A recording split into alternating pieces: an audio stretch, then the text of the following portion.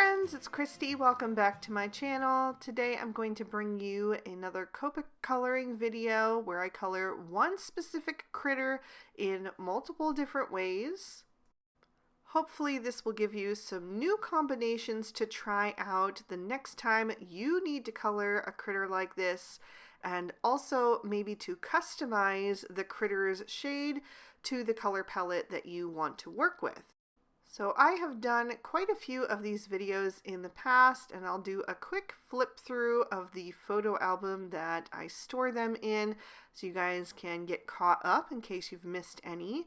I always hear from you guys that you find them so useful for your own coloring.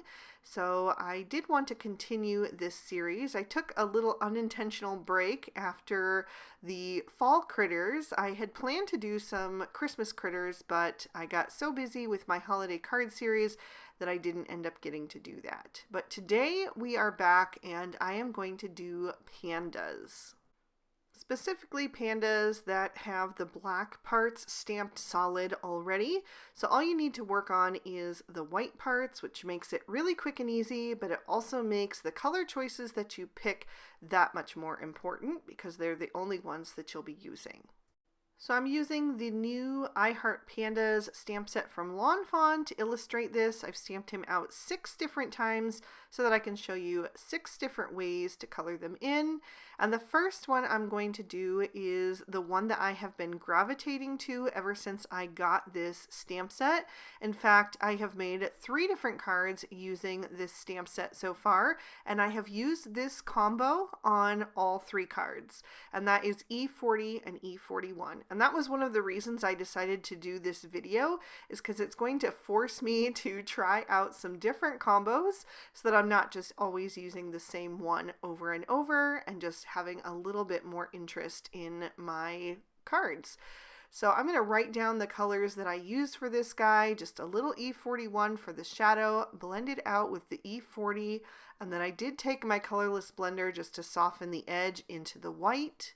And we're going to jump straight into the second combo. And that one is going to be E30 and E31. Very similar to the first combo, but it's just a little bit warmer, has a little bit more of a golden tone to it.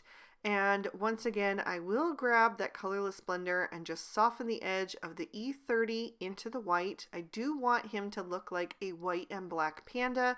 I just want to have that detail in the shadowed areas. I'll write down that combo for you guys and we'll move on to panda number 3. So if you're not a fan of the creamy white part of the panda, you may want to go with a warm gray instead, and for that I'm using W00, W1, and W3. So I'm using 3 shades for this one, but I won't have to use my colorless blender. Instead I'll use that W00 to soften into the white. I will be shading all 6 of these pandas exactly the same so that you can really spot the difference between the different combos compared to each other. For panda number 4, we are going to continue with the grays, but this time I'm going to switch to the cool grays to show you what that would look like. If you're using a cooler color palette on your card, you may want to go with cooler grays for your shading. So I'm using C0, C1, and C3. Again, it's 3 shades, but I will not use my colorless blender. I'll use the C0 in its place. So that one is pretty classic, I think, and I do like the look of it. There's also the toner grays and the neutral grays. I'm not going to demonstrate those because I've done that on my gorilla video before, but I just decided to go with the 2 gray families that most people own if you own Copics. Number 5 might surprise some people, but I'm actually going to shade with blue.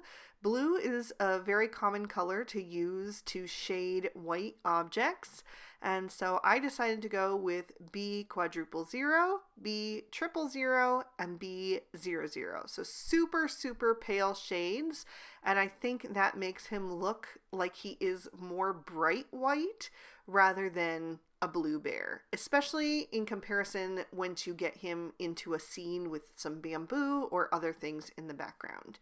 And number 6 is another controversial one possibly, but another popular shade that people will use for shaded objects is purple or very light lavender. And so I went with BV quadruple 0, BV00, and BV01. And again, I am using that lightest shade to help transition into the white rather than using a colorless blender, so that we still leave some white areas, which is going to make them look white rather than purple. And again, once you get him into the context of a scene, maybe one that has more deep shadows, I think that this one could still work for you. Let me know down in the comments what you think. So one thing I always do to take my critters over the top is to give them some rosy cheeks, and there's a couple different combos that you can use. I'm going to go with a warmer combo for the warmer pandas on the top row and a cooler combo for the cooler toned pandas on the bottom row. So for the warmer toned pandas, I'm using R00, R21, and R22. And if it isn't quite bright enough for you, you can always do a second layer of Copics. They are very buildable, and that will just increase the depth and saturation of your coloring. So I did do that for my rosy cheeks to make them really stand out, since there isn't much else going on. It's just a black and white panda. For the cooler cheek combo, I'm using RV10, RV11, and RV13. And I always place down the darkest color first, just a little oval shape, then blend around the edges with the mid-tone, and then soften that edge even further with the lightest shade, which helps it fade into their fur. And again, I am going to do a second layer on that, just to increase that saturation and make those really stand out, nice and rosy. And remember that Copics do dry back just a little bit, so it won't be quite as bright in the end result. And there you have it, 6 different ways to color pandas.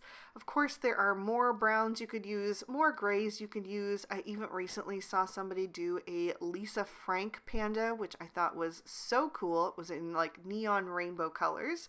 So there's lots of possibilities, but I hope this gave you some new ideas for your own Copic coloring and card making. If you enjoyed this video and want to see more like it, please hit that thumbs up button and leave me a comment down below. Let me know what critter you think I should color next. I am compiling a list for this year, so put your ideas down below. Please consider subscribing to my channel if you haven't already. That really helps with the YouTube algorithm to get my videos up to the top for more viewers to see. And make sure that you ring that notification bell if you want to be alerted when I post new videos. I'll have the stamp set that I used linked in the description bar below in case you'd like to pick it up for yourself. And if you'd like to keep watching, here are 2 extra videos that I thought you might also enjoy. You can click on either one to check those out. Thank you so much for spending your time with me today. I hope you had a good one, and I will see you all soon in another video. Bye-bye.